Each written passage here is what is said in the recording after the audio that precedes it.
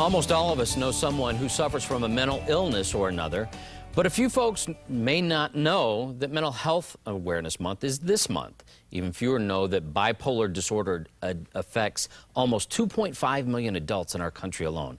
Staggering statistic there. Identifying diseases correctly and catching it early are crucial for those who have it. Dr. Gary Sachs is here to talk about some of the recent developments with regards to the treatment of the disease. He joins us now this morning. Good morning, Dr. Sachs. Good morning, Brett. Hey, can you tell us exactly what bipolar disorder is, please? Yeah, this is a condition that used to be referred to as manic depressive illness.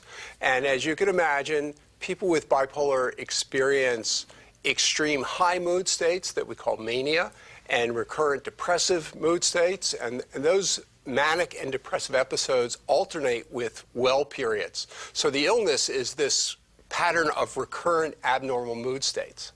Now, I have a family member that has this, and I've seen some of the symptoms. How can these differ from patient to patient? One of the interesting things, you've probably seen this in your family member, is that, they may look different from day to day. Right. And that's an important aspect of this. When one person has depression, that may be the same mood state that another person has, but the accompanying symptoms that make the diagnosis of that episode can be really different. So patients experience changes in sleep that can be insomnia, but they can also be excessively sleepy. They could have high energy, they could have low energy. Their cognition could be very sharp or really very foggy. So you can see how these mixtures of symptoms presenting could lead to a lot of confusion. And I think that's really where the role, of family members and professional evaluation can come in to help clue patients in that, wow, you're really not seeming to be yourself. Now, with confusion and the wide range of symptoms, what's the biggest challenge when you're dealing with this disease?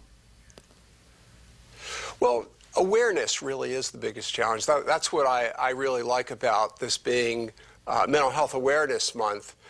Just to have the conversation and talk to your friends and your relatives and, giving each other some feedback here if there is some concern that there's an abnormal mood state. Because when people come to my office, they're often coming alone and they're reporting to me their symptoms through the prism of their current mood state. But if I have a family member or a friend present, I can get a much better picture and really improve the accuracy of diagnosis. Now, we've seen or heard about treatments in the past. How's it evolved over the years? Because I'm sure medicine has really developed in this area. It really has, Brett. Going back when I started my career, there was only one treatment, lithium. Now we have, getting on to 1.5, 2 dozen treatments that have been approved for some aspect of bipolar disorder. And that really means that we actually have many more tools in our toolbox. We can individualize the care now, and as you look at each of the new treatments that's become available, you can see that there are some patients who are now going to benefit where we didn't have anything before for them.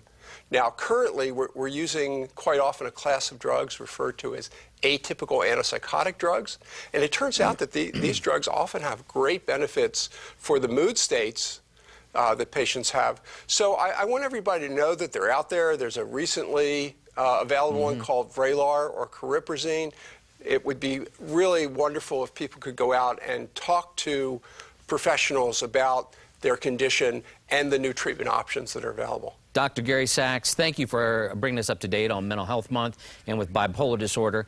If you'd like more information about our segment, please log on to our website, fox4morningblend.com.